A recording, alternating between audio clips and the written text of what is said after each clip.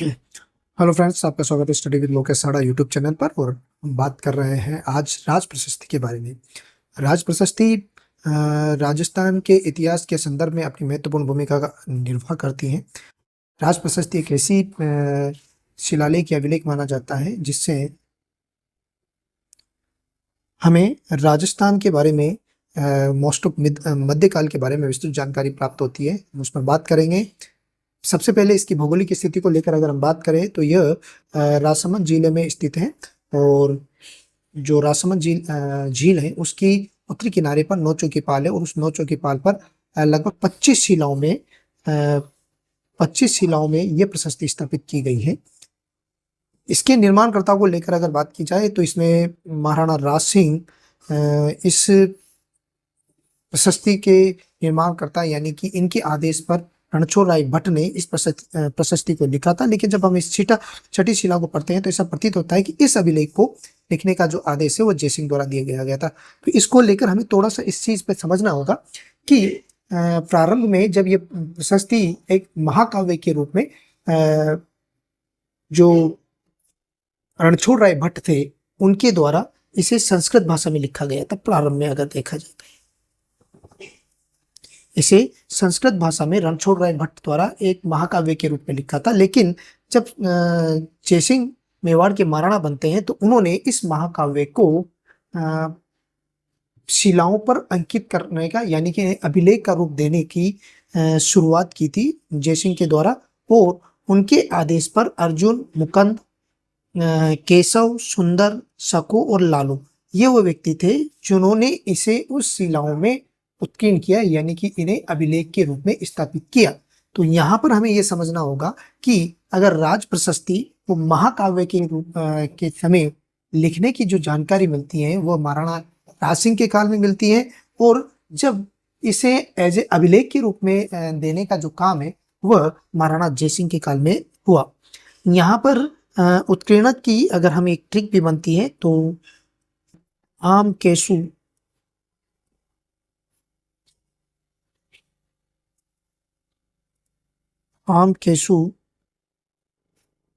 को सको लाल, यहाँ पर इसकी ट्रिक हो सकती है। अब यहाँ पर हम इसकी भाषा पर बात करेंगे। भाषा पर जब हम इस पर बात करते हैं तो मोस्ट ऑफ ये जो प्रशस्ति है वो संस्कृत भाषा में लिखी गई है। लेकिन यहाँ पर कहीं ना कहीं कभी अरबी, फारसी और फारसी के साथ साथ मेवाड़ी जो भाषा है या शब्द है उन मेवाड़ी शब्दों का भी यहाँ पर यूज किया गया है। तो मोस्ट ऑफ तो लिखा गया इस प्रशस्ति को संस्कृत भाषा में है, लेकिन आप यहाँ पर ये नहीं कह सकते कि यहाँ पर अरबी, फारसी और मेवाड़ी शब्द का प्रयोग नहीं हुआ। उनका भी कहीं ना कहीं यहाँ पर जिक्र होता है। अंत में लगभग महाराणा राज सिंह पर सोटे लिखे गए हैं और वो जो सोटे हैं वो मेवाड़ी भाषा में ही या मेवाड़ी शब्दावली में उसका प्रयोग किया गया है। इस प्रशस्ति को लेकर एक इम्पोर्टेंट चीज और आती है कि ये जो प्रशस्ति है इस प्रशस्ति का पहली बार प्रकाश में लाने का जो श्रेय है वह श्यामल दास को माना जाता है। श्यामल दास की जो रचना थी वीर विनोद, वो जो वीर विनोद है उस वीर विनोद में इस प्रशस्ति का बड़ा डिटेल में उल्लेख किया गया था या प्रथम बार उल्लेख किया गया था। इस रेफरेंस में श्यामल दास भी इस प्रशस्ति को के रेफरेंस में बड़े महत्वपूर्ण माने जाते हैं। इस प्रशस्ति की अगर हम बात करें तो ये जो प्रशस्ति है यह आपके राजसमंद झील की नौ चौकी पाल पर 25 शिलाओं में लिखी गई है, उत्कीर्ण की गई है, जो विश्व की सबसे बड़ी प्रशस्ति मानी जाती है। यहाँ पर अगर बात करें तो इसमें जो प्रत्येक शिलाखंड है वो 3 फीट लंबा और 2.5 फीट चौड़ा माना जाता है। और इस शिलालेख की जो काव्य है उसमें 24 अध्याय या सर्ग है। यहाँ अब थोड़ा सा चीज हमें देखना होगा कि प्रथम जो 2 शिला है उसमें जो पहला अध्याय है उस पहला अध्याय का वर्णन किया गया है। ये बड़ा इंपॉर्टेंट माना जाता है यहाँ पर। और लगभग 1106 श्लोक यहाँ पर खुदे हुए हैं। इसमें बप्पा रावल से लेकर महाराणा जगत सिंह द्वितीय तक का जो गुहिल वंश है उस गुहिल वंश का डिटेल में वंशावली दी गई है और उनकी उपलब्धियों का भी इसमें जिक्र किया गया है। यहाँ पर एक चीज और समझनी होगी कि ये जो प्रशस्ति है इस प्रशस्ति की जो शुरुआत है वह इस प्रशस्ति की जो शुरुआत आपको प्राप्त होती है वह मंगलाष्टक मंगलाष्टक की के माध्यम से होती है।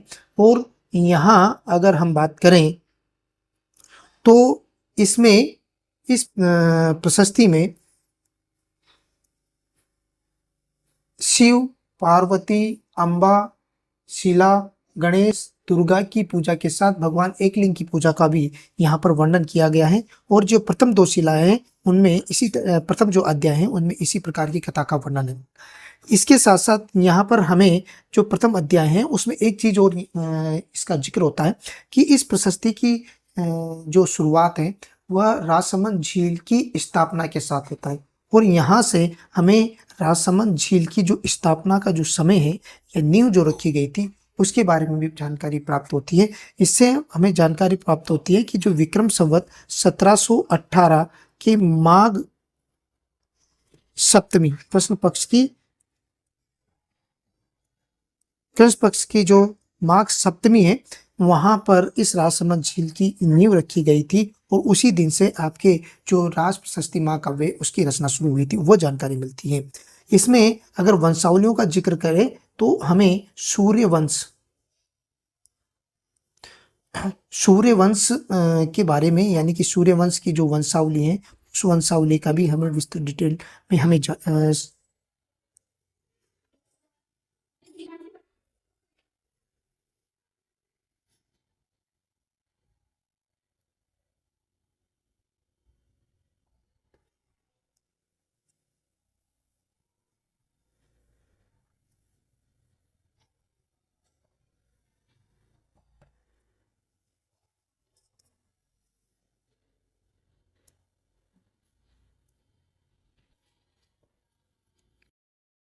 ऐतिहासिक संदर्भ में अगर हम बात करें तो ये प्रशस्ति है यह मध्यकाल जो मेवाड़ है मध्यकाल का जो मेवाड़ है उसके इतिहास के बारे में हमें जानकारी प्रदान करती है। हम यहाँ पर अगर बात करें तो जो बप्पा रावल है इस बप्पा रावल के जो अस्तित्व है उस अस्तित्व के बारे में भी जानकारी प्राप्त होती है। किस तरीके से बप्पा रावल ने मान मौर्य को पराजित करके चित्तौड़ दुर्ग पर अपना आधिपत्य स्थापित किया। उसके बाद हम यहाँ पर देखते हैं कि जो मेवाड़ का गुहिलोत वंश है इस गुहिलोत वंश में किस तरीके से जो राणा साका है इसका अस्तित्व होता है। और राणा साका का जो उस समय अलाउद्दीन खिलजी के आक्रमण के दौरान जो लक्ष्मण सिंह था उस लक्ष्मण सिंह अपने 12 भाइयों और 7 बेटों के साथ लड़ता हुआ वीर गति को प्राप्त होता है। और फिर उसके बाद इस राणा साका में अस्तित्व आता है हमीर का। हमीर द्वारा पुनः राज्य की स्थापना की जाती है। और उसके हमीर के बाद हुए जो शासक है उन शासकों के बारे में एक कालक्रम बात करें कि एक सीक्वेंस है वह सीक्वेंस हमें प्राप्त होती है। यहाँ इस अभिलेख से हमें जानकारी मिलती है कि मुगल मेवाड़ जो संबंध थे उन मुगल मेवाड़ संबंधों के बारे में विस्तृत जानकारी प्राप्त होती है। और इस को 2 फेज में अगर हम डिवाइडेड करें तो राणा प्रताप के काल में अकबर के साथ हुए जो संघर्ष हैं उन संघर्षों को इस अभिलेख में विस्तृत रूप से वर्णन किया गया है। इसके अलावा जब राणा प्रताप की मृत्यु के बाद जो अमर सिंह द्वारा जो मुगल मेवाड़ जो संधि है मुगल मेवाड़ संधि का भी जो वर्णन है वह हमें इस प्रशस्ति में किया गया है। इसके बाद आपके जो राज सिंह थे उन राज सिंह के काल की जो विस्तृत ऐतिहासिक घटनाक्रम है वह हमें प्राप्त होता है। किस तरीके से राज सिंह द्वारा औरंगजेब के समर्थन में जब मुगल उत्तराधिकार युद्ध होता है उसमें इन्होंने सरदार